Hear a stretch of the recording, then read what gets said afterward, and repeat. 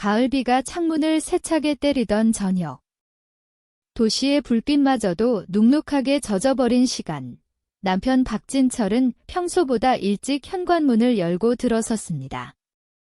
그의 발걸음은 마치 천근만근 무거운 짐을 진 것처럼 축 늘어져 있었고 얼굴은 흑빛으로 어두웠습니다. 30년간 그 남자와 한 집에서 살아온 김자영은 부엌에서 설거지를 하다가도 남편의 기척이 심상치 않음을 단번에 알아차렸습니다. 그의 어깨 위로 쏟아지는 비처럼 무언가 불길한 기운이 집 안을 휘감고 있었습니다. 자영이 고무장갑을 벗기도 전에 진철은 거실 테이블 위에 두툼한 서류 봉투를 툭 던져놓고는 땅이 꺼져라 깊은 한숨을 내쉬었습니다. 그 소리는 마치 낡은 집의 벽이 무너져 내리는 듯한 굉음처럼 자영의 고막을 때렸습니다.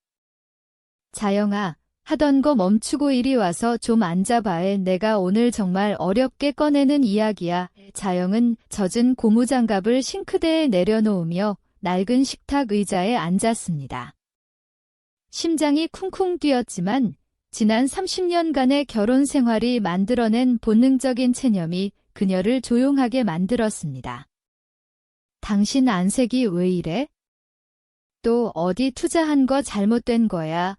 자영은 걱정스러운 눈빛으로 남편을 바라보았지만 사실 그녀의 질문은 이미 해답을 알고 있는 듯한 뻔한 질문이었습니다. 박진철은 매번 그랬으니까요. 진철은 고개를 푹 숙인 채 초조한 듯 테이블 위 담배를 꺼내 입에 물었다가 다시 내려놓으며 입을 열었습니다. 그의 목소리는 물속에 가라앉은 듯 낮고 뭉개져 있었습니다. 사업이 완전히 망가졌어. 거래처가 줄줄이 부도나는 바람에 우리 회사도 끝장이야. 당장 갚아야 할 빚만 10억이 넘어. 집도 곧 넘어갈 거야. 자영은 떨리는 손으로 봉투를 열었습니다. 안에는 낯선 글자로 가득 찬 법률 서류가 들어 있었습니다. 자영의 얼굴에서 피색이 싹 가셨습니다. 당신 지금 이게 무슨 소리야? 이혼이라니. 서류는 간결하고 냉정했습니다.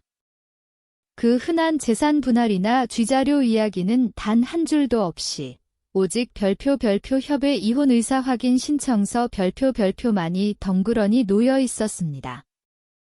그녀의 30년 결혼 생활의 대가가 고작 이 종이 한 장이었다는 사실에 자영은 헛웃음이 나왔습니다. 진철은 두 손으로 얼굴을 감싸쥐며 괴로운 듯 신음했습니다. 이렇게 서류상으로라도 남이 되어야 너라도 살 수 있어? 빚쟁이들이 닥치면 너까지 험한 꼴 당해. 너까지 연대보증 책임을 질 수는 없잖아. 내레이션. 남편 박진철의 논리는 그럴싸한 보호처럼 들렸습니다. 너를 위한 희생이라는 포장이었습니다. 하지만 김자영의 귀에는 그저 가장 손쉬운 책임 회피로 들릴 뿐이었습니다. 30년의 세월, 그녀는 과연 무엇을 위해 살았던가요? 김자영에게 가장 잔인했던 시간은 시어머니가 중풍으로 쓰러져 병석에 누워 계셨던 그 10년이었습니다.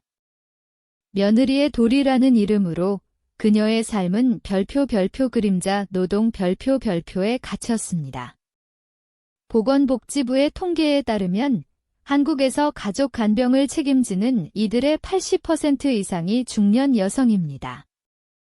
이들은 경력 단절과 만성질환에 시달리지만 그 노력은 가계 경제의 어떤 수치로도 기록되지 않습니다.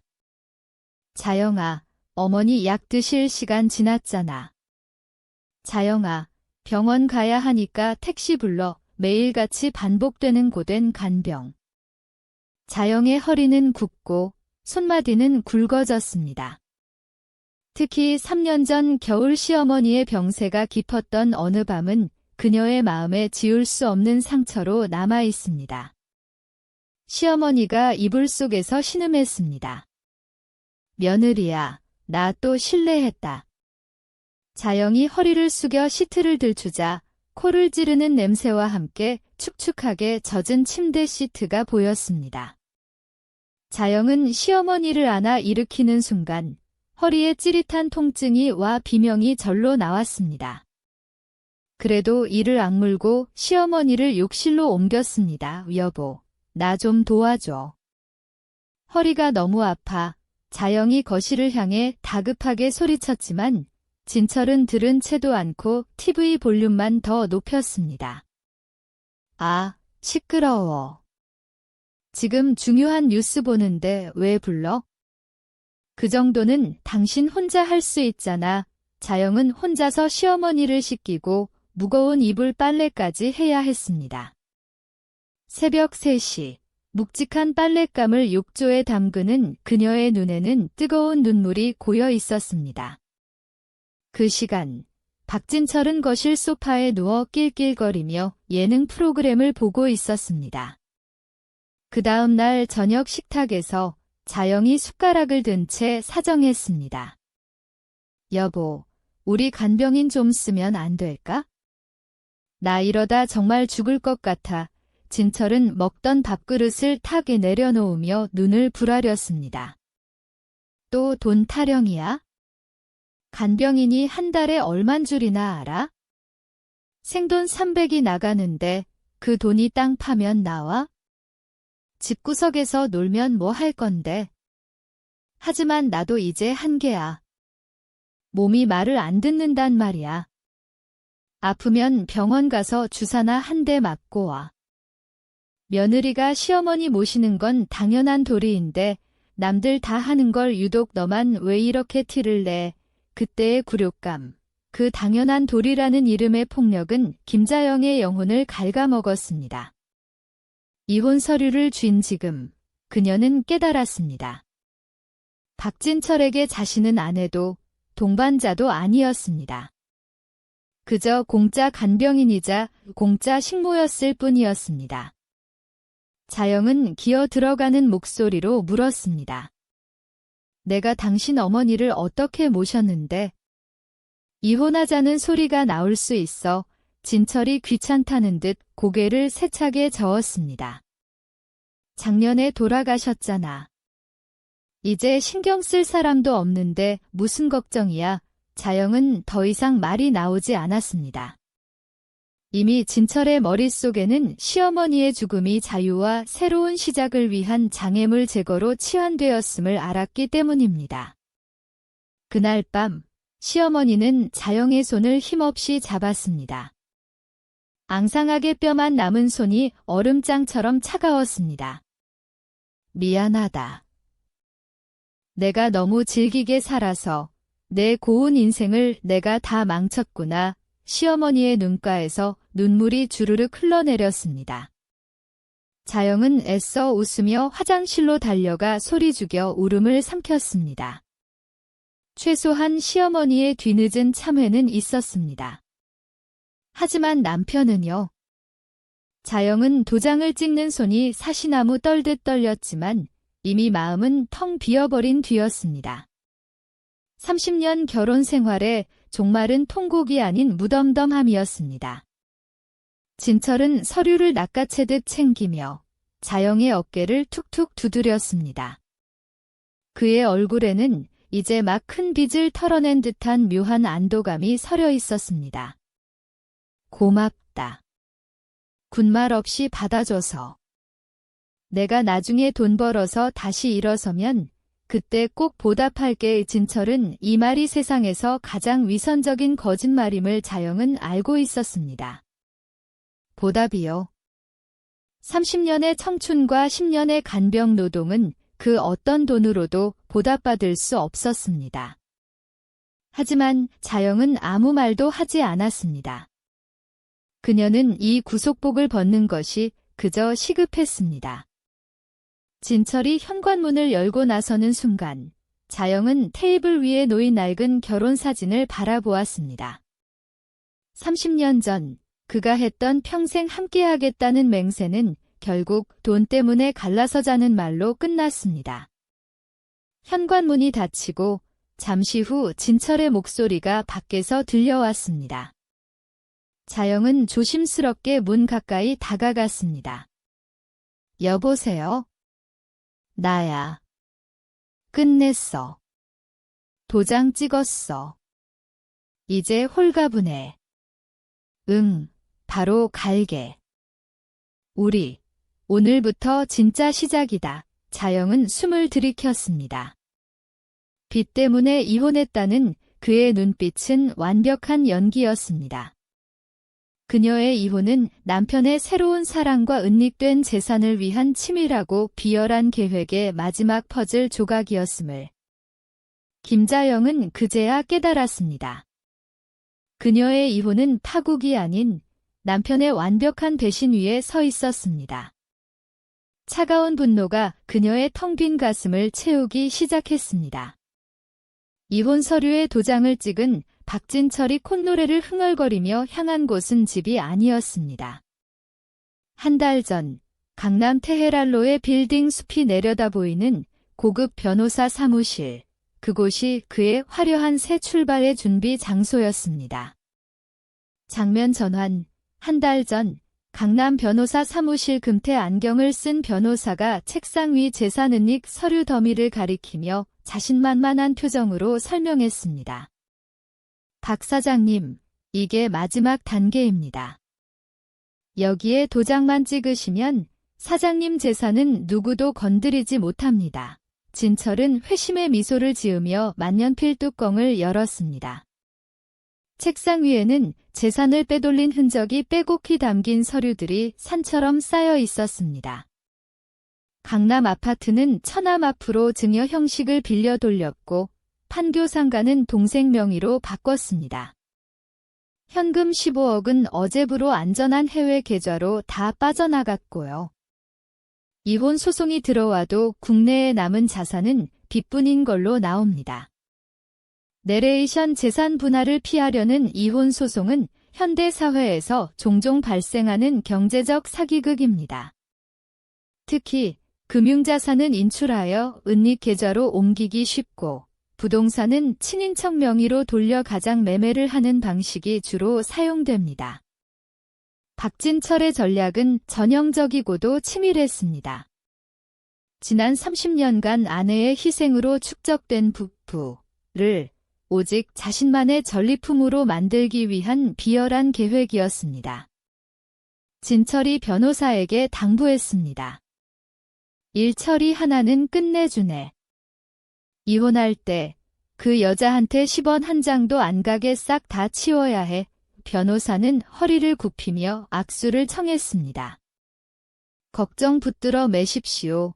부인이 재산 분할 소송을 걸어도 서류상으로는 빚더미만 남은 걸로 나옵니다. 오히려 빚 갚으라고 할까 봐 부인이 먼저 도망가고 싶을 겁니다. 하하. 좋아, 아주 좋아. 변호사님한테 준 수임료 3천만 원이 하나도 아깝지 않아. 진철은 서명란의 획을 긋고 자리에서 벌떡 일어났습니다. 그의 얼굴은 30년간의 굴레를 벗어던진 해방감으로 가득했습니다. 장면 전환, 삼성동 고급 호텔 스위트룸. 진철이 콧노래를 흥얼거리며 도착한 곳은 삼성동의 최고급 호텔 스위트룸이었습니다. 몸매가 확연히 드러나는 검은 드레스를 입은 오은숙이 미리 차갑게 칠링된 샴페인을 준비해놓고 기다리고 있었습니다. 은숙은 진철을 보자마자 달려와 안겼습니다. 자기야, 다 끝내고 온 거야? 완벽해. 당신이 소개시켜준 변호사 일처리가 아주 깔끔하네. 진철은 은숙의 허리를 감싸며 호탕하게 웃었습니다. 은숙은 샴페인 병을 흔들어 보였습니다. 그럼 이제 곧 그 촌스러운 아줌마랑은 영영 끝인 거지? 한 달 안에 정리할 거야? 사업 망해서 빚쟁이 쫓아온다고 겁 좀 주면 알아서 도장 찍을 여자야? 그 곰탱이 같은 여자, 이제 드디어 치워버렸네. 진철이 샴페인 코르크를 힘차게 뽑자 펑 소리와 함께 하얀 거품이 흘러넘쳤습니다. 두 사람은 야경이 내려다 보이는 창가에서 잔을 쨍하고 부딪혔습니다. 우리의 화려한 새 출발을 위하여 은숙이 얄밉게 덧붙였습니다. 그 아줌마가 빈털터리로 쫓겨나는 그날을 위하여. 내레이션 이들의 웃음은 욕망의 민낯을 드러냈습니다. 사랑이 아닌 경제적 이해관계와 상대에 대한 천박한 우월감으로 맺어진 관계. 은숙은 진철의 북부를 원했고 진철은 은숙의 젊음과 새로움을 원했습니다. 30년을 함께한 아내의 희생과 헌신은 그들의 눈에는 그저 지워야 할 조점이자 불필요한 짐일 뿐이었습니다. 정말 속이 다 시원하다. 자기가 그런 여자랑 한 집에 사는 거 내가 얼마나 속상했는지 알아? 그 식모 같은 여자랑 수준 안 맞게 왜 결혼한 거야? 은숙이 진철의 목에 팔을 휘감으며 교태 섞인 목소리로 속삭였습니다. 진철은 은숙을 와락 끌어당겼습니다. 처음엔 참하고 수수한 게 좋았어. 근데 이젠 얼굴만 봐도 정이 뚝 떨어져. 맨날 힘들다 징징대기만 하고. 여자가 꿈일 줄을 알아야지. 그러게 말이야. 여자는 나이가 들어도 관리를 해야지. 나 좀 봐. 내일 모레 50이어도 이렇게 탱탱하잖아. 은숙이 몸을 빙그르르 돌며 자태를 뽐냈습니다. 그래, 너는 정말 볼수록 매력적이야. 이제 어머니도 돌아가셨고 더는 그 여자가 필요 없으니까 비들의 대화는 30년의 결혼 생활을 폐기처분하는 비즈니스 계약서 같았습니다. 특히 자식들에 대한 대목은 섬뜩했습니다. 참, 자기야. 당신 자식들은 괜히 가만히 있을까? 은숙이 물었습니다. 아들 녀석은 내가 사업 자금 좀 대준다고 하면 바로 내 편들 놈이야? 딸녀는 유학 보내준다고 꼬시면 되고. 30년을 데리고 살았는데 그 여자랑 애들 다루는 법을 모르겠어? 내레이션 자식마저도 이용 가능한 수단으로 인식하는 박진철의 이기심. 자영이 평생 헌신한 대상은 결국 이토록 냉혈한 존재였습니다. 자식의 사랑조차 돈으로 매수할 수 있다고 믿는 그의 오만함은 앞으로 그에게 닥쳐올 파국의 씨앗이었습니다. 장면 전환, 이혼 확정 일주일 후 자영의 집 비혼 절차는 진철의 계획대로 일사천리로 끝났습니다. 자영은 낡아 빠진 캐리어 하나에 옷 몇 벌과 앨범을 챙겨놓고 현관 앞에 섰습니다. 진철이 팔짱을 낀 채 삐딱하게 서서 물었습니다. 짐이 그게 다야? 자영은 말없이 고개를 끄덕였습니다. 그래, 잡동사니 다 두고 몸만 가. 어차피 좁은 방에 짐 많아봤자 고생만 하지. 당신 말대로 짐 줄였어. 갈게. 자영이 현관문을 열고 나서는 순간 진철이 등 뒤에 대고 마지막 말을 던졌습니다. 그동안 수고 많았어. 잘 살아. 자영은 더 이상 뒤돌아볼 가치도 없다는 듯 문을 닫아버렸습니다.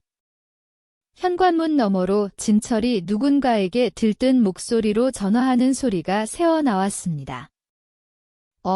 은수가. 방금 나갔어. 그래, 이제부터 내 세상이야. 자영은 입술을 깨물며 엘리베이터에 올랐습니다. 그녀의 손에 쥔 낡은 캐리어는 30년의 세월이 남긴 유일한 유산이었습니다. 아파트 현관을 나섰을 때 차가운 바람이 휑하니 파고들었습니다. 그녀는 이제 무의 상태로 돌아섰습니다. 하지만 그 무는 모든 것을 잃은 절망인 동시에 무엇이든 다시 시작할 수 있는 기회이기도 했습니다. 그녀는 아직 이 사실을 알지 못했습니다. 그저 30년 만에 처음으로 김자영 개인으로 서게 된 낯선 자유를 느낄 뿐이었습니다. 이혼이 확정되고 일주일 뒤 김자영은 서울 외곽의 노원구에 위치한 허름한 다세대 주택 골목에 도착했습니다. 그녀가 30년의 희생 끝에 얻은 보금자리는 반지하 방이었습니다. 낡아빠진 캐리어 하나를 끌고 방문을 열자 퀴퀴한 곰팡이 냄새와 습기 찬 냉기가 코를 찔렀습니다. 하! 이제 여기가 내 집이구나. 자영이 신발을 벗고 들어서며 깊은 한숨을 내쉬었습니다. 벽지는 습기를 머금어 쭈글쭈글했고 천장 구석에는 누렇게 물이 샌 자국이 선명했습니다. 손바닥만 한 창문은 지나가는 사람들의 발만 겨우 보일 정도로 높게 위치해 있었는데 그것은 마치 자영이 세상의 시선 아래 지하 깊숙이 묻혀버렸음을 상징하는 듯 했습니다. 열쇠를 건네주러 온 주인 여자는 무뚝뚝하게 말했습니다. 보증금 500에 월세 30, 관리비는 3만 원 따로예요. 배관이 오래되어서 그런지 따뜻한 물이 가끔 안 나올 때가 있어요. 참고하시고요. 주인이 나가고 덩그러니 남겨진 자영은 짐을 풀 기력도 없어 차가운 방바닥에 주저앉았습니다. 그녀의 주변에는 아무것도 없었습니다. 30년 동안 채웠던 집안의 온갖 살림살이, 추억, 그리고 남편이라는 존재까지 모든 것이 사라진 후였습니다. 내레이션 재산은 빼앗겼지만 그녀에게는 아직 희망이 남아 있었습니다. 바로 자식들, 선우와 지은이었습니다. 자영은 휴대폰을 꺼내 아들과 딸에게 떨리는 손으로 문자를 보냈습니다. 아빠랑 이혼했다.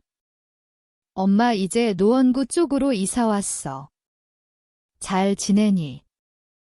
20분이 지나도 답장은커녕 전화 한 통이 없었습니다. 화면에는 분명히 질금 표시가 떠 있었지만 자식들은 냉랭한 침묵으로 어머니의 존재를 외면했습니다. 참다 못한 자영이 아들에게 전화를 걸었지만 돌아오는 것은 고객님께서 전화를 받지 않아 라는 차가운 기계음뿐이었습니다. 딸에게 걸어도 신호음만 길게 이어질 뿐 아무도 받지 않았습니다. 자영은 휴대폰을 힘없이 떨어뜨렸습니다. 냉장고를 열어보았지만 물 한 병 없는 텅 빈 공간이 서늘한 냉기만 뿜어냈습니다. 그녀는 편의점에서 사온 차가운 김밥 한 줄을 씹으며 멍하니 앉아 있었습니다. 창밖 골목길에서는 취객들이 고래고래 소리 지르는 소리가 들려왔습니다. 내가 어쩌다 이 꼴이 됐을까? 정말 헛살았구나. 사회적 배경 다음 날부터 자영은 60세의 나이로 생계 전선에 뛰어들었습니다. 매일 아침 눈을 뜨자마자 동네 식당과 가게를 부지런히 돌며 일자리를 찾았습니다. 저기 사장님, 혹시 주방 보조 일할 사람 안 구하시나요? 자영이 용기를 내어 작은 분식집 문을 열고 물었습니다. 주인 아주머니가 반죽 묻은 손으로 자영을 위아래로 훑어보았습니다. 아줌마, 올해 나이가 어떻게 되는데? 62이요. 에이, 안 돼. 우리는 빠릿빠릿한 젊은 사람 구해.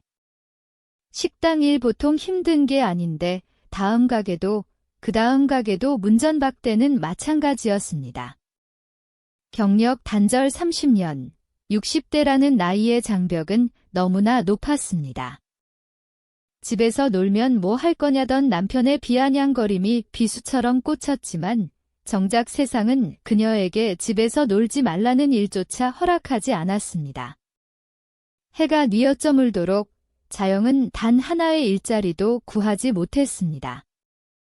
하루 종일 걸어다닌 탓에 발이 퉁퉁 부어 신발이 터질 듯 꽉 끼었습니다. 정말 이렇게 비참하게 살아야 하는 건가? 자영이 공원 벤치에 털썩 주저앉아 깊은 한숨을 내쉬던 그때 주머니 속 핸드폰이 징하고 울렸습니다. 구청에서 보낸 공공글로 모집 문자였습니다.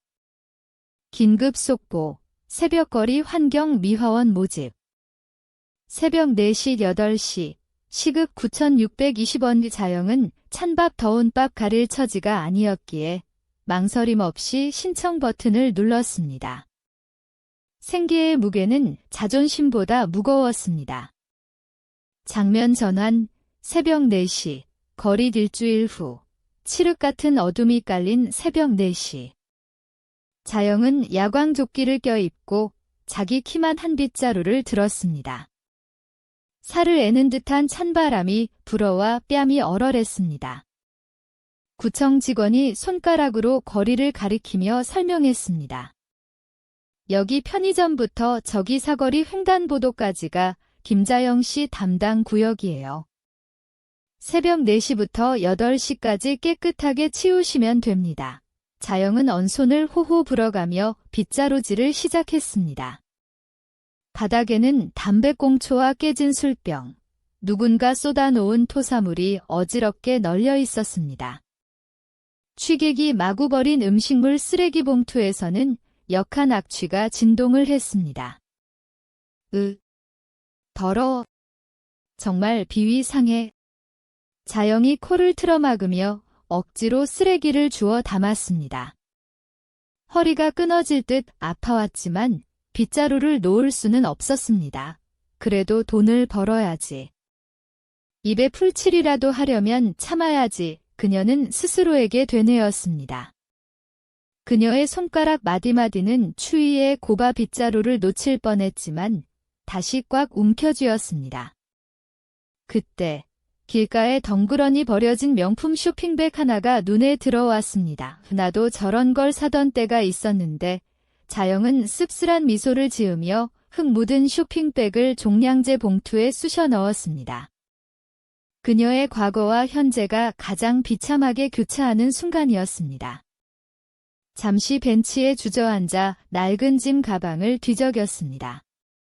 뽀얗게 먼지가 앉은 앨범을 넘기자 빛바랜 신혼여행 사진 속 진철이 환하게 웃고 있었습니다. 이때는 좋은 사람 같았는데 다 거짓말이었어. 자영이 허탈한 마음에 앨범을 덮으려는데 맨 뒷장에 끼워져 있던 꼬깃꼬깃한 종이 한 장이 툭 하고 떨어졌습니다. 그것은 돌아가신 시어머니가 삐뚤한 글씨로 남긴 편지였습니다. 시어머니의 필체 우리 며느리 자영이 미안하다. 나 때문에 고생만 했구나. 내가 가거든 이제 편히 살아라. 지렁이가 기어가듯 떨리는 필체였지만 그 속에 담긴 진심이 자영의 가슴을 쳤습니다. 자영의 눈에서 참았던 눈물이 봇물 터지듯 쏟아져 내렸습니다. 그녀는 짐승처럼 울부짖었습니다. 어머님, 저는 이제 어떻게 살아가야 할까요? 정말 헛살았어요. 차가운 반지 하방에 울려 퍼지는 통곡 소리는 30년의 세월 동안 억눌려온 한 여성의 절규였습니다. 하지만 시어머니의 뒤늦은 용서와 미화원 노동의 고단함 속에서 자영은 비로소 별표 누구의 아내 별표가 아닌 별표 김자영 별표로 홀로 써야 한다는 생존 본능을 깨닫기 시작했습니다. 이혼 후 한 달이 흘렀습니다. 새벽거리 청소는 여전히 고되었지만 고통은 그녀에게 생존의 기술을 가르쳐 주었습니다. 언손을 호호 불어가며 쓰레기를 주워 담는 사이 김자영은 30년 동안 남편의 그늘 아래 갇혀있던 나약함을 벗어던지고 있었습니다. 어느 날 아침 자영이 새벽 청소를 마치고 집에 들어서자마자 현관문이 부서질 듯 쾅쾅 울렸습니다. 계십니까? 등기 우편 왔습니다. 김자영 씨. 자영이 화들짝 놀라 문을 열자 우체부가 두툼한 서류 봉투를 내밀었습니다. 봉투 겉면에 찍힌 법무법인 태산이라는 붉은 도장이 낯설고 위압적이었습니다. 나한테 변호사 사무실에서 올 게 뭐가 있지? 자영이 떨리는 손으로 봉투를 뜯자 낯선 내용의 서류가 우수수 쏟아져 나왔습니다. 수신인 김자영 귀하. 공고 박정수님의 유일한 상속인으로 지정되셨음을 알려드립니다. 자영의 눈이 휘둥그레졌습니다. 박정수는 자영의 먼 친척인이므로 어릴 적 명절마다 꼬깃꼬깃한 용돈을 손에 쥐어주던 분이었지만 삶이 바빠 20년 넘게 연락이 끊겼던 사이였습니다. 자영이 침을 꼴깍 삼키며 편지를 읽어 내려가자 믿을 수 없는 내용이 적혀 있었습니다. 이모님은 평생 독신으로 살아 자식이 없었고 가장 가까운 혈육인 자영이 법적 상속인이 되었다는 것입니다. 상속재산 목록 서울시 도봉구 소재 4층 상가 건물 1동 건모. 이란이 내가 건물주가 된다고? 새벽 노동으로 얼어붙었던 자영의 손끝이 파르르 떨리기 시작했습니다. 반지하 방에서 벗어나 다시 인간다운 삶을 살 수 있다는 희망이 꺼져가던 불씨처럼 타오르는 듯 했습니다.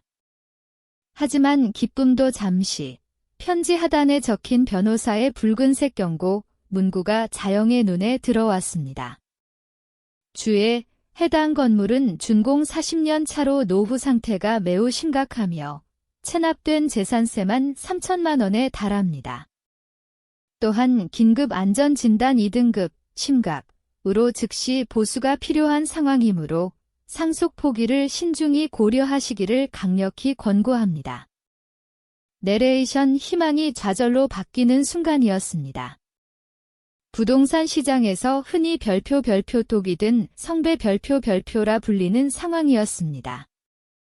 겉보기에는 수억 원대의 건물일지 몰라도 숨겨진 세금 폭탄과 수리 비용을 감당하지 못하면 오히려 빚을 떠안게 되는 절망적인 상속의 덫이었습니다. 자영은 편지를 식탁에 내려놓고 한참을 멍하니 앉아 있다가 벌떡 일어났습니다. 직접 가봐야겠어? 내 눈으로 확인해야지. 2시간 후 도봉구의 쇠락한 상가 골목에 도착한 자영은 눈앞의 건물을 보고 입을 다물지 못했습니다.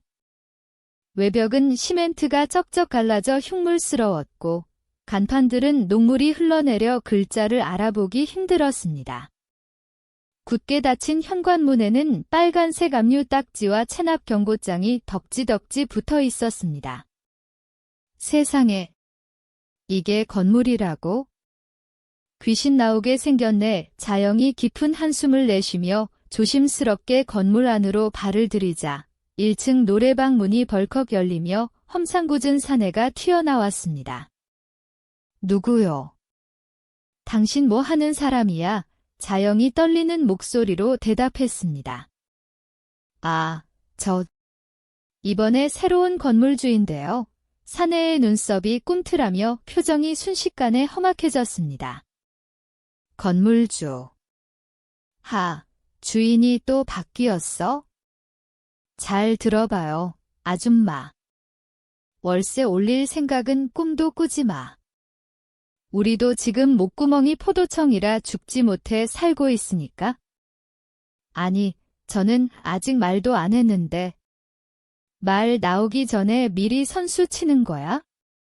전 주인도 월세 올리려다가 우리한테 아주 혼이 났어. 여기 세입자들 다 한 배 탄 사람들이니까 괜히 건드리지 마시죠. 사내가 위협적으로 성큼 다가오자 자영이 겁에 질려 뒷걸음질 쳤습니다. 알았어요. 나중에 다시 이야기하죠의 자영은 도망치듯 건물을 빠져나왔지만 발걸음은 천근만근 무거웠습니다. 그녀의 손에는 체납된 세금 고지서와 건물 안전진단 보고서가 쥐어 있었습니다. 빚에서 벗어나려 이혼했지만 더 큰 빚을 상속받게 된 기막힌 현실이었습니다. 내레이션 하지만 자영의 마음속 깊은 곳에서 묘한 오기가 생겨났습니다. 이 건물은 남편의 배신과 시어머니의 간병으로 얼룩진 30년의 삶에서 오직 김자영이라는 이름으로 존재하는 최초의 재산이었습니다. 비록 그것이 독이 든 폭탄일지라도 남의 손에 놀아나지 않고 내 힘으로 무언가를 지켜내고 싶다는 절박한 생존 본능이자 주체성의 발로였습니다. 그녀는 반지하의 곰팡이 냄새, 새벽거리의 악취 속에서도 포기하지 않고 빗자루를 놓지 않았습니다. 이제 이 낡은 건물을 내 손으로 살려보겠다는 희미하지만 단단한 결심이 그녀의 심장을 다시 뛰게 만들기 시작했습니다. 상속받은 건물을 포기할 수 없다는 결심을 굳힌 다음 날 오후. 자영이 건물 주변을 서성이고 있는데 말쑥한 정장 차림의 남자가 다가왔습니다. 그는 김대리라는 부동산 전문 에이전트였지만 그의 날카로운 눈빛은 명함을 건네기 전에 이미 자영의 상황을 훑고 있었습니다. 혹시 김자영 사장님 되십니까? 안녕하십니까? 저는 한성부동산 김대리라고 합니다. 건물 상태 직접 보시니 한숨만 나오시죠? 김대리는 자영의 망설임을 놓치지 않고 곧바로 본론에 들어갔습니다. 그는 서류 가방에서 전자 계산기를 꺼내 현란한 손놀림으로 두드렸습니다. 솔직히 말씀드려서 이 건물 지금 당장 파셔야 합니다. 하루라도 더 쥐고 계시면 세금 폭탄의 유지 보수비까지 사장님 등골만 휩니다. 내레이션 부동산 시장에는 김대리 같은 별표 부동산 사냥꾼 별표들이 존재합니다. 이들은 노후 상속 건물의 정보를 빠르게 입수하여 지친 상속인에게 접근해 최저가로 매입을 유도합니다. 그들의 무기는 정보와 심리적 압박입니다. 김대리는 자영에게 정확한 숫자를 들이밀었습니다. 상속세에 밀린 세금 3천만 원, 긴급 리모델링 비용 최소 1억 5천. 다 합치면 마이너스 2억입니다. 사장님 형편에 이거 감당되시겠어요? 자영의 얼굴이 백지장처럼 하얗게 질렸습니다. 새벽 노동으로 번 만원짜리 시급을 아무리 모아도 억 단위의 빚을 갚는다는 것은 불가능에 가까운 일이었습니다. 하지만 김대리는 틈을 주지 않고 몰아붙였습니다. 제가 잘 아는 큰손 투자자가 계신데 사장님 사정 딱하게 여기셔서 지금 당장 현금 3억에 인수하시겠답니다. 세금 털고 빚 갚고도 1억은 손에 쥐시는 거예요. 이혼하고 혼자 사신다면서요? 그 나이에 무슨 수로 감당하시게요? 지금 도장만 찍으시면 내일 바로 입금됩니다. 이런 기회 2번 다시 안 옵니다. 김대리가 미리 준비한 매매 계약서를 자영의 코앞에 들이밀었습니다. 그가 언급한 지혼하고 혼자 산다는 말에 자영은 소름이 돋았습니다. 지금 제 뒷조사하셨어요. 남의 가정사는 어떻게 아시죠? 김대리는 움찔하며 당황한 기색을 보였지만 이내 능구렁이처럼 웃어넘겼습니다. 아이 참, 사장님도. 부동산 일 하다 보면 소문 다 듣게 되죠. 빚 때문에 이혼했다는 소문이 파다하던데 자영은 계약서를 김대리의 가슴에 툭 밀어버렸습니다. 생각해 볼게요. 이모님이 남겨주신 마지막 선물인데 이렇게 번갯불에 콩 볶아 먹듯 할 수는 없어요. 폭탄이라도 이건 제 거예요. 시간 좀 주세요. 김대리가 신경질적으로 서류를 낚아채며 침을 뱉듯 말했습니다. 두고 보세요. 땅을 치고 후회하실 겁니다. 김대리가 씩씩거리며 사라지자 자영은 곧장 무료 법률 상담소로 향했습니다. 변호사의 냉정한 분석은 김대리의 말과 다르지 않았습니다. 건물을 살리려면 최소 1억 5천은 있어야 하는데 솔직히 말씀드려서 상속 포기하시는 게 경제적으로는 이득입니다. 자영은 깊은 한숨을 토해냈지만 왠지 모르게 오기가 생겼습니다. 30년간 남편에게 기 정도는 당신 혼자 해라는 말을 들으며 살았습니다. 이제 와서 이 건물을 포기하면 평생 남의 말에 휘둘리며 살았던 그 과거를 인정하는 것 같았습니다. 그래도 한번 해보고 싶어요. 정말 방법이 없을까요? 이대로 포기하기엔 너무 아쉬워서요. 내레이션 자영의 절박한 심정이 하늘에 닿았을까요? 다음 날 자영은 지푸라기라도 잡는 심정으로 구청에서 추천받은 건물수리 전문 업체에 전화를 걸었습니다. 네, 여보세요. 저 소개받고 전화드렸는데요. 도봉구 4층짜리 상가 건물 수리 때문에요. 업체 직원은 건물 위치를 듣자마자 난색을 표했습니다. 아이고, 도봉구 쪽 오래된 건물이면 손이 많이 가서 저희는 지금 일정이 좀 어렵고요. 아, 마침 퇴직하신 이대한 반장님이 그쪽 전문이신데 그분한테 한번 연락해 보시겠어요? 솜씨 하나는 기가 막힙니다. 자영이 번호를 받아 적고 심호흡을 한 번 하고 번호를 눌렀습니다. 신호음이 몇 번 가기도 전에 굵직하면서도 익숙한 목소리가 들려왔습니다. 네, 여보세요. 저 소개받고 전화드렸는데요. 건물 수리 때문에 잠깐만. 혹시 자영이니? 김자영, 자영이 깜짝 놀라 하마터면 수화기를 놓칠 뻔했습니다. 네. 이대한. 맞구나.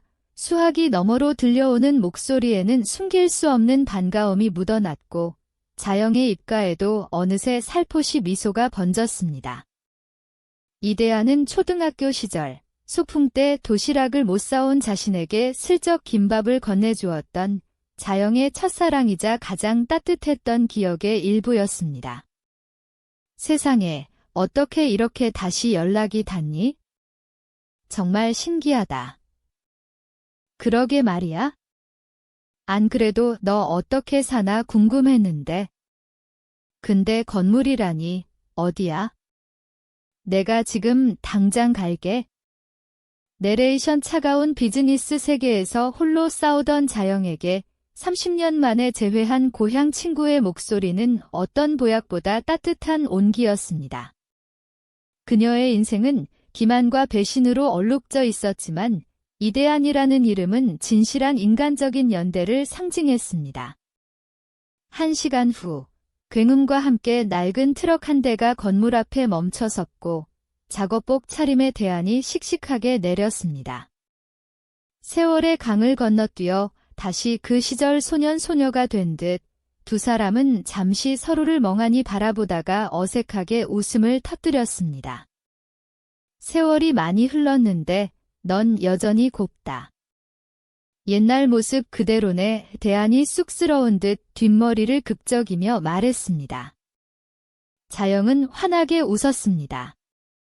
너야말로 그대로야? 장난기 가득한 눈매가 여전하네. 대한은 건물을 둘러보더니 표정이 심각하게 굳어졌습니다. 생각보다 더 심각하네. 배관은 다 사가서 부스러질 지경이고 전기 배선도 엉망이라 까딱하면 불나겠어. 업체 부르면 못해도 5천은 부를 거야. 인건비가 만만치 않거든. 자영의 얼굴에 다시 어두운 그림자가 드리우자 대한이 셔츠 소매를 걷어붙였습니다. 걱정 마, 내가 있잖아. 내가 싹 다 고쳐줄게. 넌 재료비만 대 안 돼. 그건 말도 안 돼. 은혜 기술이 얼마나 비싼 건데 공짜로 해달라고 해? 무슨 섭섭한 소리를 하고 그래? 친구 좋다는 게 뭐냐? 잔말 말고 맡겨. 오늘부터 바로 공사 들어간다. 물 새는 것부터 잡아야 해. 이대한의 투박한 손에서 전해지는 믿음은 김자영이 그 어떤 고급 아파트에서도 느껴보지 못했던 별표 따뜻한 자본 별표이었습니다. 진철이 그녀에게서 빼앗아갔던 모든 것, 즉 신뢰와 지지는 이대한이라는 친구를 통해 다시 그녀에게 돌아오고 있었습니다. 자영은 이대한을 믿고 이 낡은 건물을 살려보겠다는 마지막 도전을 시작하기로 결심했습니다. 이혼 후 한 달, 박진철은 김자영의 주변을 더욱 비참하게 만들고 자식들의 마음까지 돈으로 매수하려는 비열한 계획을 실행했습니다. 그의 목표는 자영을 고독 속에서 완전히 꺾어버리는 것이었습니다. 장면 전환, 강남의 화려한 카페. 화창한 아침, 강남의 한 고급 카페. 오은숙이 향긋한 커피를 마시며 누군가를 기다리고 있었습니다. 딸랑하고 문이 열리자 자영의 아들 선우가 들어왔습니다. 은숙은 완벽하게 계산된 놀라움을 연기하며 자리에서 벌떡 일어섰습니다. 어머, 세상에. 정말 우연이네요. 자영씨 아드님, 선우군 맞죠? 선우가 어리둥절한 표정으로 은숙을 바라보았습니다. 저를 아시나요? 누구시죠? 아버님 회사 거래처 대표예요. 예전에 몇 번 뵀는데 기억이 안 나시나 봐요. 여기서 이렇게 만난 것도 인연인데 커피 한 잔 같이 하실래요? 제가 살게요. 선우는 처음에는 정중히 거절했지만 은숙은 기회를 놓치지 않았습니다. 그녀는 명품 가방에서 고급스럽게 포장된 상자를 꺼내 건넸습니다. 안에는 최신형 노트북이 들어 있었습니다. 이건 너무 비싼 거 아닌가요? 아유, 괜찮아요. 거래처 홍보용으로 나온 건데 젊은 분들 써보고 의견 좀 달라고 드리는 거예요. 부담 갖지 마세요. 선우가 얼떨결에 봉투를 받아들자 은숙은 다시 가방을 뒤적였습니다. 두툼한 현금 봉투를 쑥 내밀었습니다. 그리고 이것도요. 취업 준비하느라 고생 많으시죠? 용돈이라 생각하고 쓰세요. 아버님한테 그동안 신세진 게 얼마나 많은데요. 아드님 통해서라도 조금이나마 갚고 싶어서 그래요. 선우는 현금 봉투에 흔들렸습니다. 은숙은 이 기회를 놓치지 않고 은밀하게 목소리를 낮췄습니다. 근데 어머님은 요즘 어떻게 지내세요?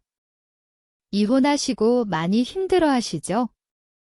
제가 건너 들은 이야기로는 아버님이 재산을 다 숨기셨다면서요? 어머님이 워낙 돈을 물쓰듯 펑펑 쓰셔서 어쩔 수 없이 그러셨다던데. 선우의 표정이 순식간에 굳어졌습니다. 엄마가 돈을 막 썼다고요? 그게 무슨 말씀이세요? 네. 뭐 명품이며 보석이며 사모님이 쇼핑 중독 수준이셨다고 하더라고요. 아버님이 그것 때문에 빚까지 지시고 많이 힘드셨대요. 그래서 사업도 기울고. 은숙이 세상 안타까운 표정을 지으며 혀를 찼습니다. 내레이션 조은숙의 이간질은 치밀했습니다. 그녀는 진철이 자영에게서 빼앗아 은닉한 돈을 자영이 탕진했다는 거짓말로 둔갑시켜 아들의 별표 효심 별표이 아닌 별표 희해타산 별표에 호소했습니다. 선우는 이미 어머니의 간병 노동을 외면하며 아버지의 이기심을 닮아있던 터라 이 달콤한 거짓말에 쉽게 넘어갔습니다. 선우는 혼란스러운 얼굴로 자리를 피했습니다. 친구가 와서 가봐야 할 것 같습니다. 은숙은 금박이 박힌 명함을 건네며 미소를 지었습니다. 선우가 카페를 빠져나가자 은숙이 입꼬리를 비릿하게 올리며 어딘가로 전화를 걸었습니다. 오빠, 나야. 일단 첫 단계는 성공이야. 아들이 아주 쏙 넘어가던데. 이제 그 아줌마 고독사만 하면 돼. 그 시각. 자영은 반지하 방에서 딸 지은에게 전화를 걸고 있었습니다. 여보세요? 지은이니? 엄마야. 밥은 먹었어? 엄마, 나 지금 바빠서 길게 통화 못해. 용건만 말할게. 지은의 목소리는 찬바람이 불듯 차가웠습니다. 그래, 무슨 일이니? 아빠가 유학비용 전액 다 보내줬어. 나 다음 학기부터 미국으로 유학 갈 거야. 원래 가려고 했는데 엄마가 반대해서 못 갔잖아. 뭐라고? 내가 언제 반대를 했니? 형편이 안 되니까 미루자고 한 거지. 자영이 기가 막혀 말을 더듬었지만 지은은 매몰차게 쏘아붙였습니다. 아빠는 다르게 말하던데? 엄마가 사치하느라 돈 다 써서 못 보내준 거라고. 나 지금 이혼한 부모님 사이에서 누구 편 들고 싶지 않아. 각자 알아서 잘 사세요. 지은은 일방적으로 전화를 끊어버렸습니다. 자영이 다시 전화를 걸었지만 받지 않았습니다. 진철이 돈으로 자식들을 매수하고 이간질하고 있다는 것을 알았지만 당장 맞설 힘도 방법도 없었습니다. 내레이션 부모와 자식 간의 별표 천륜, 별표 이 돈 앞에서 얼마나 쉽게 무너질 수 있는지 보여주는 잔인한 현실이었습니다. 박진철은 자식들의 꿈과 욕망을 꿰뚫고 거기에 가장 효과적인 현찰이라는 미끼를 던졌습니다. 어머니의 헌신과 아버지의 현금. 자식들은 망설임 없이 현금을 택했습니다. 자영은 그 비열함에 분노하기보다는 자신이 평생 지키려 했던 가정이 사실은 돈이라는 모래성 위에 지어졌음을 깨닫고 절망했습니다. 며칠 후 자영은 새벽 청소를 마치고 온몸을 녹이려 버스 정류장 벤치에 앉아 있었습니다. 그때 건너편 화려한 백화점 입구에서 박진철과 오은숙이 걸어 나오는 것이 보였습니다. 진철이 다정하게 은숙의 어깨를 감싸 안고 있었습니다. 자영은 소스라치게 놀라 벤치에서 벌떡 일어나 황급히 몸을 숨겼습니다. 진철은 은숙을 조수석에 태우고 문까지 닫아주는 자상함을 보였습니다. 그리고 운전석으로 가려다 멈춰 선 진철이 주머니에서 명품 로고가 박힌 작은 상자를 꺼내 건넸습니다.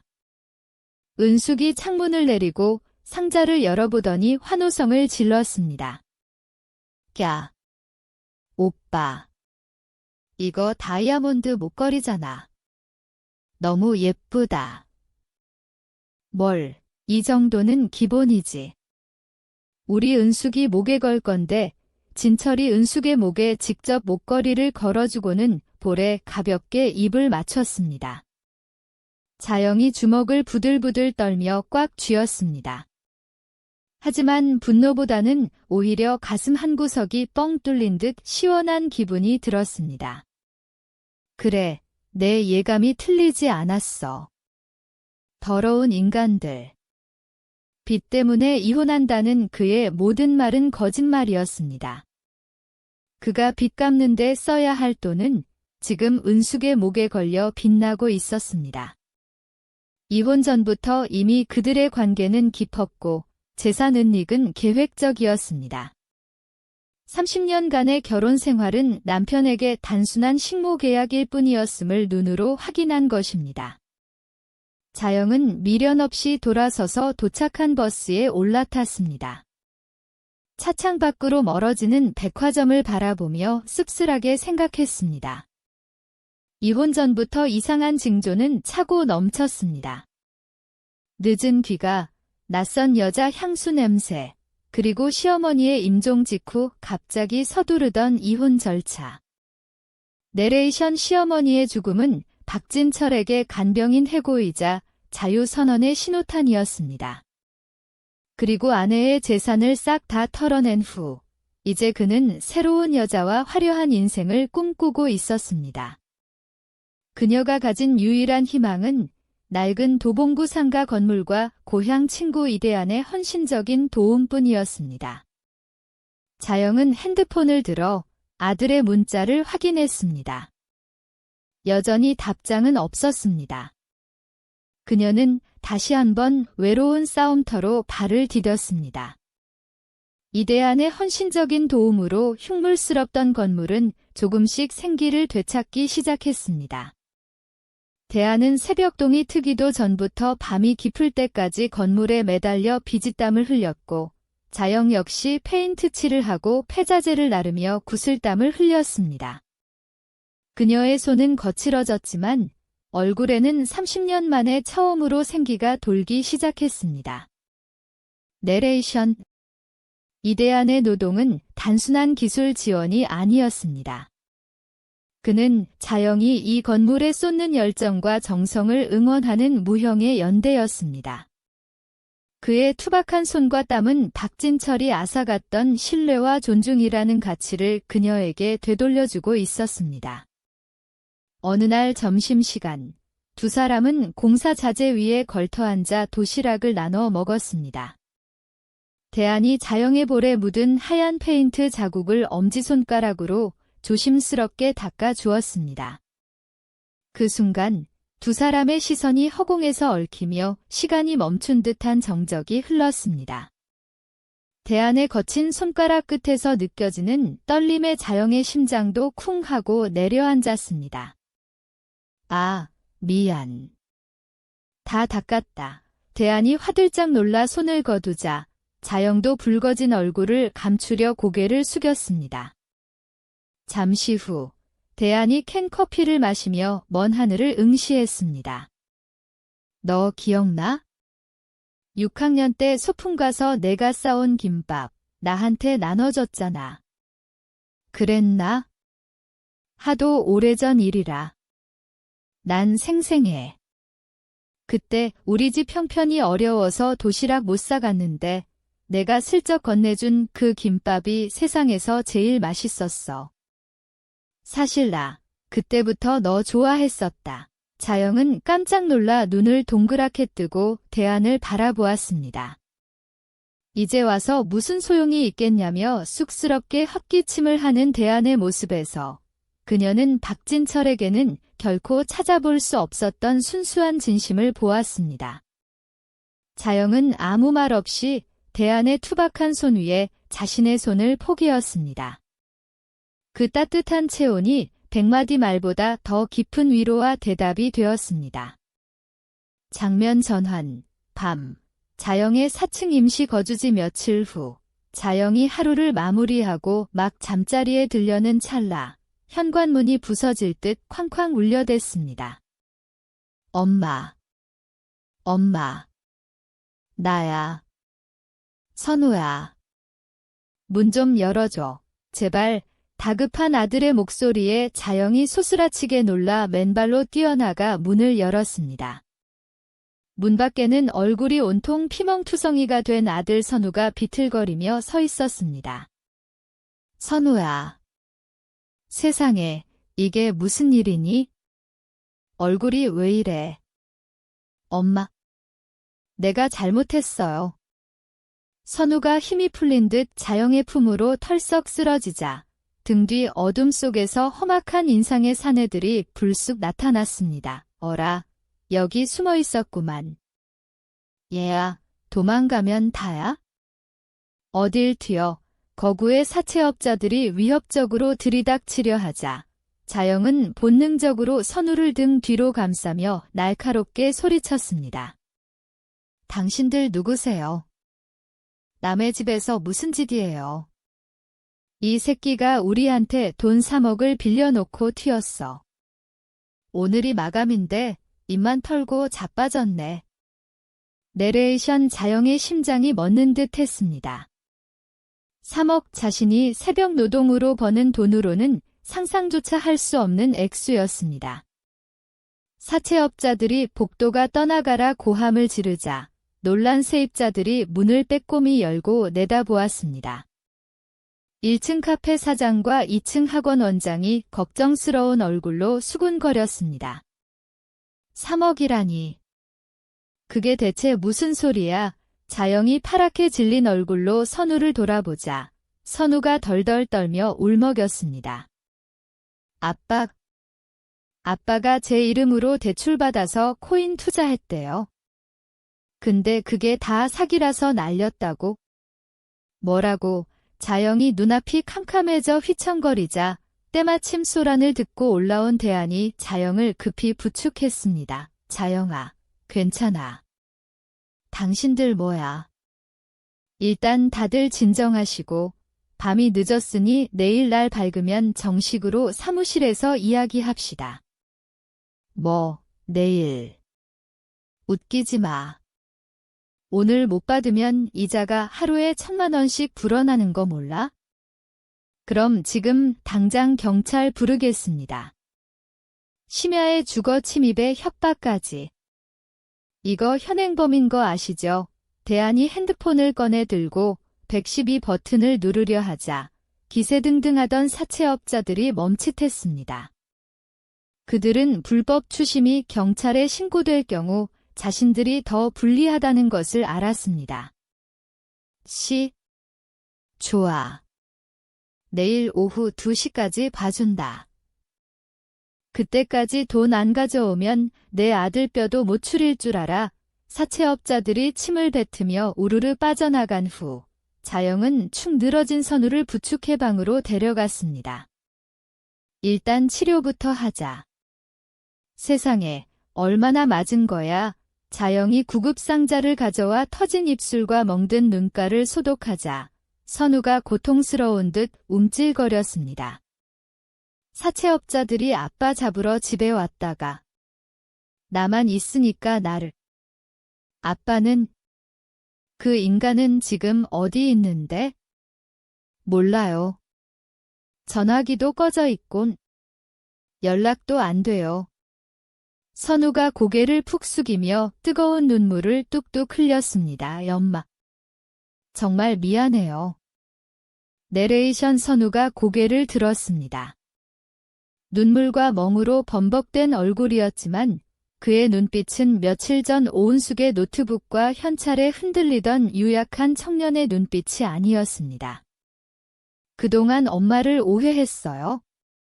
그 여자가 엄마가 도박에 미쳐서 재산 다 날렸다고 거짓말했는데 나는 바보같이 그걸 믿고 아빠, 내 명예 도용해서 빚 쓴 거 다 알고 있었어요. 도장까지 위조해서 진철이 자식의 신용과 미래를 팔아넘겨 마지막 도박을 했다는 사실이 드러났습니다. 자영은 눈앞이 캄캄해졌지만 무너지지 않았습니다. 그녀는 떨고 있는 선우의 등을 가만히 쓸어주었습니다. 괜찮아. 이제라도 진실을 알았으면 된 거야. 선우는 아이처럼 엉엉 소리 내어 울었습니다. 엄마가 이렇게 피땀 흘려 건물을 일궈낸 줄도 모르고 나는 엄마 원망만 하고 흐흐. 자영은 아들을 가슴에 꼭 안아주었습니다. 돈으로 맺어진 인연은 부서졌지만 피와 헌신으로 맺어진 모정은 비로소 제자리를 찾은 순간이었습니다.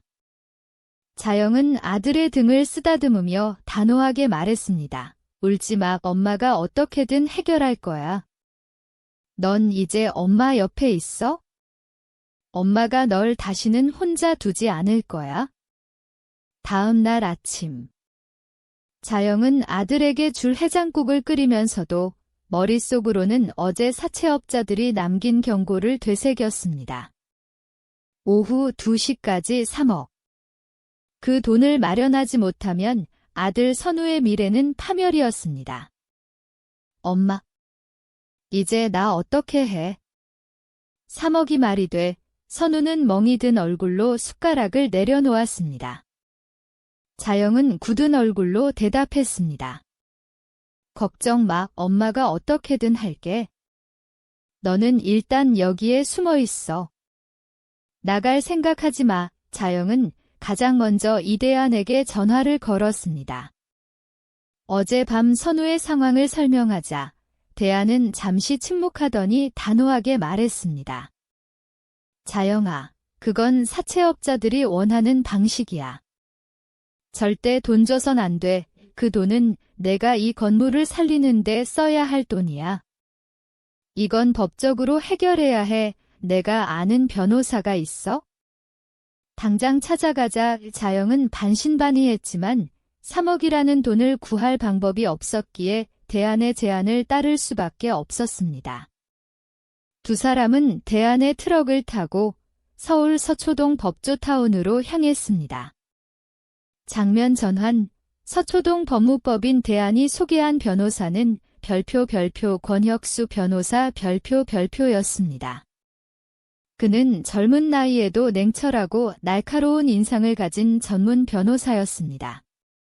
자영이 떨리는 목소리로 박진철과의 이혼 과정, 재산 은닉 사실, 그리고 아들 명의 도용을 통한 사채빚 3억에 대해 설명하자 권 변호사는 꼼꼼하게 메모했습니다.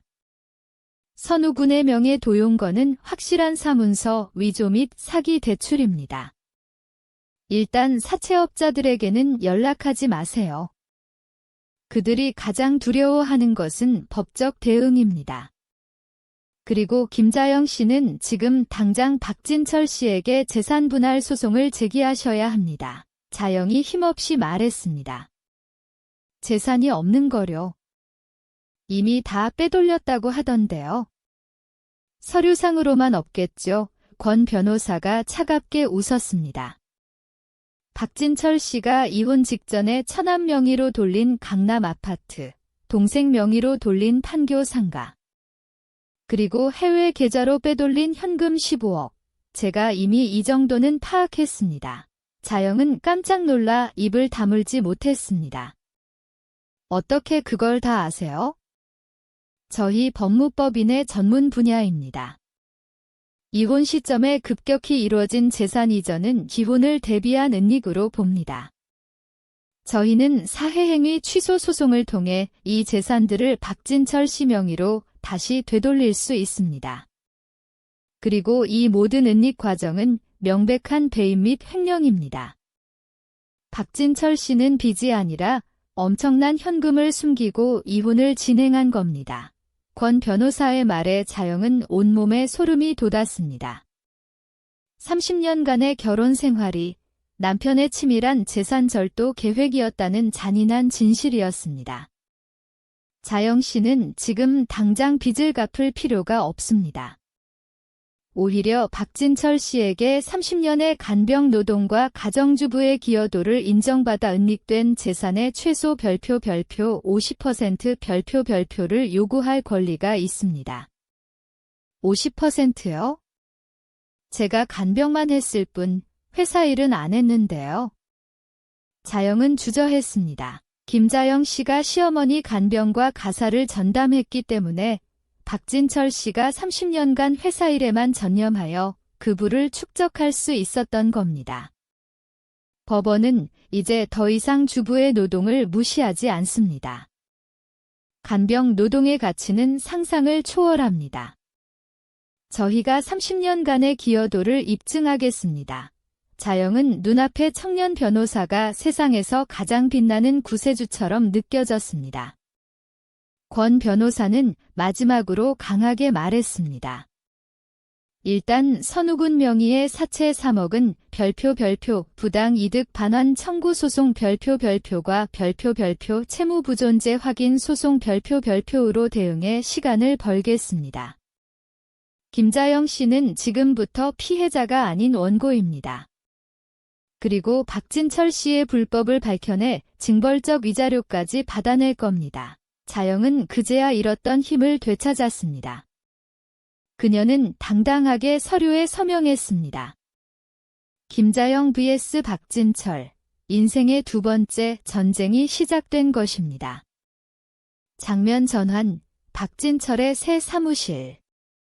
재산 은닉 후 새로운 사업을 시작한 박진철은 오은숙과 함께 호화로운 새 사무실에서 샴페인을 터뜨리고 있었습니다. 자기야, 우리가 드디어 해냈어. 15억으로 더 크게 키울 수 있어. 은숙이 진철의 볼에 키스했습니다. 그때 진철의 비서가 헐레벌떡 뛰어들어왔습니다. 사장님, 큰일 났습니다. 방금 법원에서 등기가 왔는데 김자영 사모님에게서 재산 분할 및 사회행위 취소 소송장이 날아왔습니다. 진철의 얼굴이 순식간에 흑빛으로 변했습니다. 뭐? 재산 분할. 그 곰탱이 같은 여자가? 분명히 빚 때문에 겁먹고 도장 찍었는데 서류를 펼쳐본 진철은 더욱 경악했습니다. 소장에는 강남 아파트, 판교 상가, 해외 계좌 현금 15억까지 자신이 숨긴 모든 재산이 정확하게 명시되어 있었습니다. 이게 어떻게 된 일이야? 어떻게 이 여자가 내가 숨긴 재산을 다 알고 있는 거지? 그때 옆에서 소장을 함께 읽던 은숙이 싸늘하게 진철을 바라보았습니다. 박 사장, 이거 당신이 재산 다 날렸다고 한 거 다 거짓말이었어? 15억 현금까지 해외로 빼돌린 거였어. 진철은 당황하여 은숙의 손을 붙잡았습니다. 아니, 자기야. 그게 아니라 이건 다 나를 위해서. 닥쳐. 나한테는 빚쟁이 쫓긴다고 울고불고 연기하고 뒤로는 나 몰래 재산을 은닉해? 나한테까지 거짓말을 해. 은숙은 진철의 손을 뿌리치고 혐오스러운 눈빛으로 노려보았습니다. 우리 관계는 경제적 파트너였지 감정적인 사랑이 아니잖아. 재산이 빚으로 묵인다고 했으면서 뒤로 이렇게 큰 돈을 숨겨. 나도 재산 분할받을 권리가 있어. 은숙의 눈빛은 순식간에 계산적인 탐욕으로 변했습니다.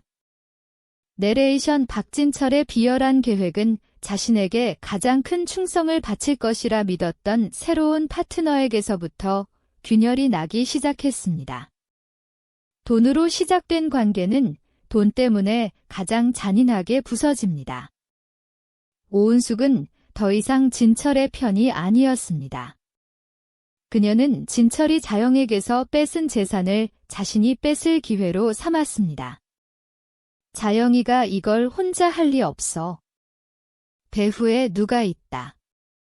반드시 그 빌어먹을 변호사를 찾아내야 해. 진철은 소송장을 갈기갈기 찢으며 광분했습니다.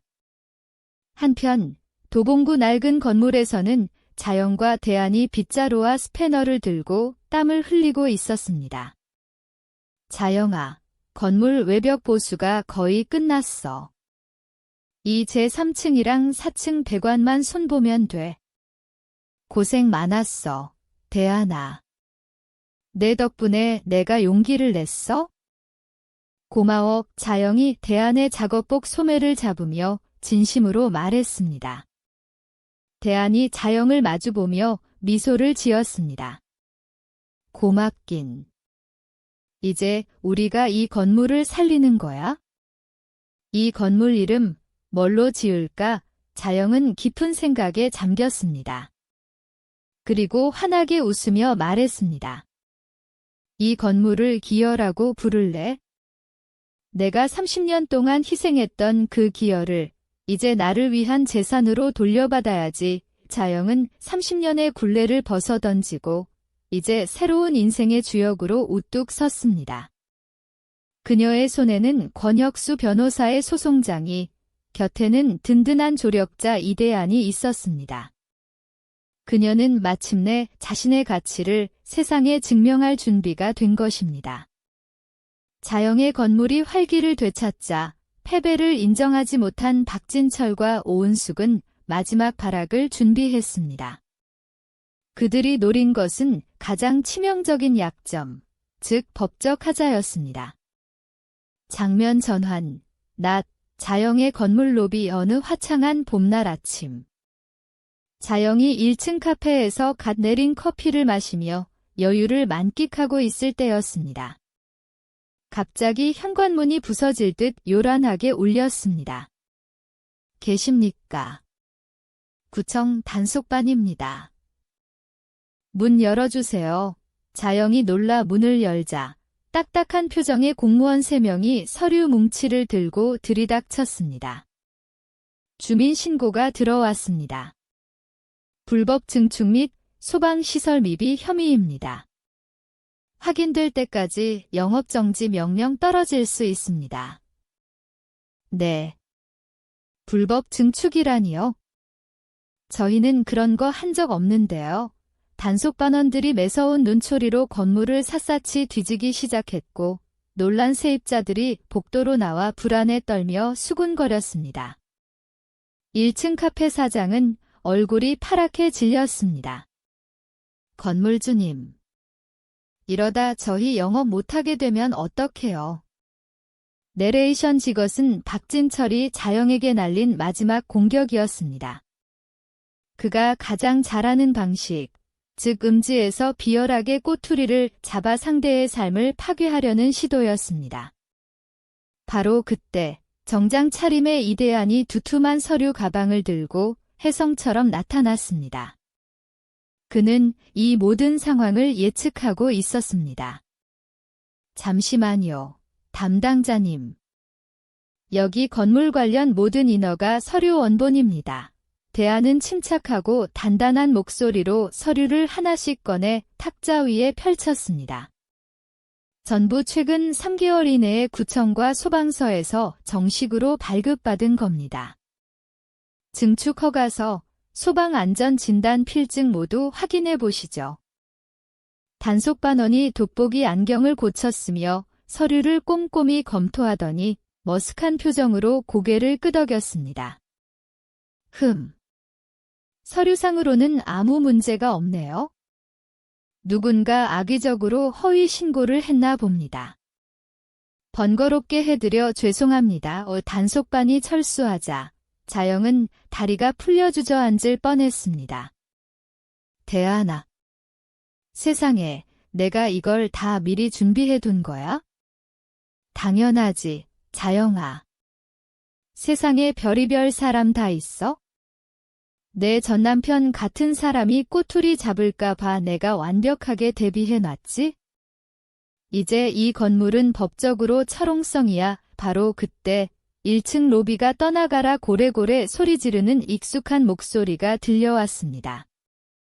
야, 김자영. 당장 튀어나와. 진철이 며칠은 씻지 않은 듯 꾀죄죄한 몰골로 로비 한복판에서 난동을 부리고 있었습니다. 수염은 덥수룩했고 셔츠는 다 구겨져 노숙자가 따로 없었습니다. 이 도둑년아. 내 재산 빼돌려서 여기 숨겨놓고 호의호식하니까 좋냐. 당장 내 돈 내놔. 자영은 엘리베이터에서 내려와 당당한 걸음으로 진철 앞을 막아섰습니다. 그녀의 눈빛은 냉정했지만 흔들림이 없었습니다. 지금 여기서 뭐 하는 추태예요? 이 건물은 정당하게 내 이름으로 상속받은 거예요. 웃기지 마. 이혼하기 전부터 치밀하게 계획해서 숨겨놨던 거 다 알아. 이혼 무효야. 무효라고. 진철이 눈을 뒤집으며 자영의 멱살을 잡으려 달려들자 대안이 번개처럼 나타나 진철의 팔을 낚아챘습니다. 어디서 행패입니까? 그 손 놓으세요. 자영은 가방에서 권 변호사에게 받은 공증 서류 한 장을 꺼내 진철의 눈앞에 들이밀었습니다. 눈이 있으면 똑바로 봐요. 상속 시점 증명서예요. 이모님이 돌아가신 건 우리가 법적으로 남이 된 지 한 달 후고 상속 등기도 그 이후에 했어요. 당신이랑은 10원 한 장 상관없는 내 재산이라고요. 진철이 서류를 낚아채 읽어보았지만 날짜는 거짓말을 하지 않았습니다. 반박할 수 없는 명백한 법적 증거 앞에서 진철의 동공이 지진난 듯 흔들렸습니다. 이게 정말이야? 그럼 이혼 전엔 정말 빈털털이었다고? 변호사 사무실에서 공증까지 받은 서류예요. 못 믿겠으면 당신 변호사 불러서 직접 확인해 보시던가요? 자영이 턱짓으로 건물 안쪽을 가리켰습니다. 기왕 오셨으니 구경이나 실컷 하고 가세요.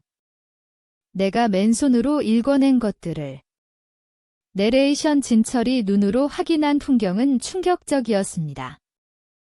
1층 카페는 손님들로 발 디딜 틈 없이 북적였고 2층과 3층 모두 활기가 넘쳤습니다. 이 모든 활력과 가치는 자신이 무시했던 아내의 정직한 노동과 헌신으로 만들어진 것이었습니다. 이 모든 걸 내가 해냈어요. 당신이 무시하던 그 김자영이 새벽바람 맞으며 쓰레기 줍고 청소해서 번 돈으로 대안씨 도움받아 하나하나 다 고쳐서 만든 거라고요. 진철의 얼굴이 시체처럼 창백하게 질려갔습니다. 너한테 이런 능력이 있었어? 난 정말 몰랐어. 당신이 알려고 하지 않았을 뿐이에요. 당신 눈엔 내가 시어머니 똥이나 받아내는 식모, 집구석에 처박혀 밥이나 하는 사람밖에 안 보였으니까 그때 등 뒤에서 선우의 목소리가 들렸습니다. 아빠는 가족이 아니라 그냥 돈줄이 필요한 거였잖아요. 이제 그만 가세요. 여기는 아빠가 있을 곳이 아니에요. 진철은 아들마저 자신을 외면하자 결국 두 손을 들었습니다.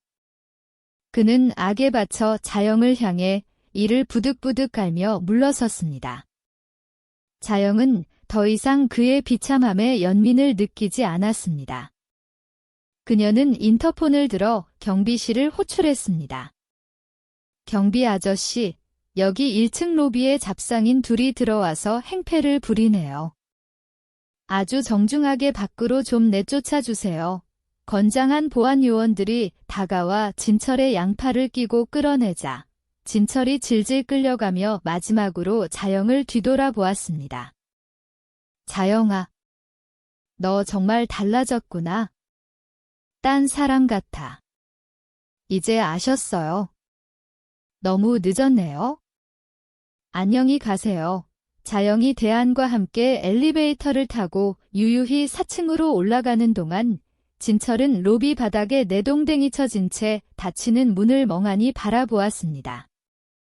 자신이 버린 조강지처가 수십억대 자산가로 변신하는 것을 눈앞에서 목격한 그의 절망은 그 어떤 형벌보다 가혹했습니다. 그는 결국 자신의 눈먼 욕망이 만든 비참한 결과에 갇히고 만 것입니다. 시간은 흘러 마침내 1년이 지났습니다. 선우는 그동안 월급을 털어 악착같이 빚을 모아 마침내 남은 사채빚 1억 원을 모두 청산했습니다. 그는 건물 관리인으로서 땀 흘려 일하며 잃었던 신용과 자존감을 되찾았습니다.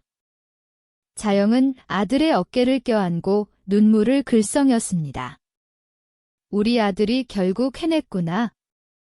정말 장하다. 이날 갔던 상가 건물은 이제 동네의 명물로 자리 잡았습니다.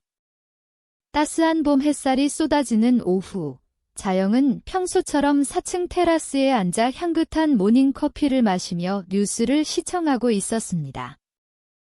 대안이 옆에 앉아 자영이 직접 구운 쿠키를 먹고 있었습니다. 장면 전환, 뉴스 긴급 속보. 갑자기 화면 하단에 빨간색 자막이 뜨며 긴급 속보 시그널이 울렸습니다. 속보, 정부, 도봉구 일대 그린벨트 전면 해제 및 대규모 신도시 개발 확정. 아나운서에 다급하면서도 흥분된 목소리가 거실을 가득 채웠습니다. 정부가 그동안 개발 제한 구역으로 묶여있던 도봉구 일대를 전면 해제하고 3기 신도시급 대규모 개발을 확정지었습니다. 특히 이 지역에는 지하철 3개 노선이 교차하는 트리플 역세권 환승역이 들어설 예정입니다. 자영이 마시던 커피잔을 테이블에 내려놓고 화면 속으로 빨려 들어갈 듯 몸을 기울였습니다. 이어 등장한 부동산 전문가가 지도를 가리키며 설명을 이어갔습니다. 이건 단군 이래 최대의 호재라고 봐도 무방합니다. 해당 지역의 땅값은 최소 10배에서 많게는 15배까지 수직 상승할 것으로 예측됩니다. 특히 신설 역세권 사거리에 위치한 상가 건물들은 부르는 게 값이 될 겁니다. 말 그대로 수십억, 아니 그 이상의 가치를 갖게 되는 거죠. 자영은 떨리는 손으로 화면에 붉은색으로 표시된 개발 예정지를 짚어봤습니다. 자영의 건물이 정확히 신설 환승역 출구에서 도보 3분 거리, 그야말로 노른자위 땅 한가운데 박혀 있었습니다. 어머! 세상에, 이게 무슨 일이야? 자영은 너무 놀라 입을 다물지 못했고, 대안은 자영의 손을 꼭 잡아주었습니다. 자영아, 내가 이 폭탄을 포기하지 않고 깡으로 버텨낸 대가야? 하늘이 내게 준 마지막 선물이다. 내레이션. 박진철이 시한폭탄이라고 겁을 주고 부동산 사냥꾼들이 헐값에 매입하려 했던 그 낡은 건물은 사실 수십억을 호가하는 별표 황금 열쇠 별표였습니다. 이혼 당시 빚 때문에 갈라선다는 거짓말, 재산 은닉, 아들의 명예 도용 등 그 모든 추악한 과정이 이 엄청난 반전 앞에서 극적인 권선징악의 서사로 완성되었습니다. 한편 같은 시각 도봉구의 퀴퀴한 고시원 쪽방. 진철이 러닝셔츠 차림으로 쭈그리고 앉아 작은 TV로 같은 뉴스를 보고 있었습니다. 아니, 저게 무슨... 진철이 젓가락으로 집어들던 컵라면 용기가 손에서 미끄러져 바닥으로 떨어졌습니다. 뜨거운 국물이 종아리에 튀었지만 진철은 뜨거움조차 느끼지 못했습니다. 내가 제 발로 차버린 건물이 수십억이 됐다고. 진철은 머리카락을 쥐어뜯으며 바닥에 주저앉아 짐승처럼 울부짖었습니다. 으아, 바보. 등신 같은 놈, 자영이를 버리고 그 금싸라기 건물을 포기하고 고작 이런 쪽방 신세라니. 그때 진철의 액정 깨진 폴더폰이 징하고 울렸습니다. 국제범죄 수사대 알림, 태국으로 도피했던 오은숙 씨, 현지에서 투자 사기 혐의로 체포. 곧 한국으로 강제 송환 예정. 문자를 확인한 진철은 실성한 사람처럼 허탈하게 웃음을 터뜨렸습니다. 그 여자마저. 결국 다 잃었구나. 싹 다 망했어. 진철은 쇠창살 같은 방범창 너머로 들어오는 햇살을 멍하니 바라보며 중얼거렸습니다. 30년을 묵묵히 내조해준 조강지철을 버리고 천륜인 아들까지 등쳐먹은 대가가 고작 이 꼴이었습니다. 바닥에 쏟아진 라면, 국물이 붉게 말라가는 것처럼 진철의 인생도 비참하게 말라가고 있었습니다. 장면 전환, 자영의 건물 옥상 정원. 자영의 건물은 그야말로 축제 분위기였습니다. 1층 카페 사장이 샴페인과 케이크를 들고 뛰어 올라왔고 학원 원장도 큼지막한 꽃다발을 안고 나타났습니다. 건물주님, 축하드립니다. 이제 정말 강남부자 안 부러운 벼락부자 되셨네요. 미리 줄 좀 잘 서야겠습니다. 세입자들이 입을 모아 부러워했지만 자영은 평소와 다름없는 온화한 미소로 고개를 숙였습니다. 고맙습니다. 하지만 전 어제와 똑같은 김자영이에요. 돈벼락에 앉았다고 달라질 건 없어요. 전 여러분과 함께 지지고 볶고 사는 지금 이 건물이 제일 좋습니다. 돈 앞에서 들뜨지 않는 자영의 겸손한 태도에 세입자들은 다시 한번 존경의 눈빛을 보냈습니다. 화창한 봄 햇살이 쏟아지는 오후. 자영과 대안이 옥상 정원 파라솔 아래 앉아 차를 마시고 있었습니다. 두 사람의 네 번째 손가락에 끼워진 소박한 은반지가 봄 햇살을 받아 눈부시게 반짝였습니다. 대한 씨가 없었다면 난 벌써 포기하고 주저앉았을 거야. 정말 고마워. 대안은 자영의 손을 따뜻하게 감싸주었습니다. 아니야, 자영아. 내가 강한 여자였기 때문에 해낸 거야.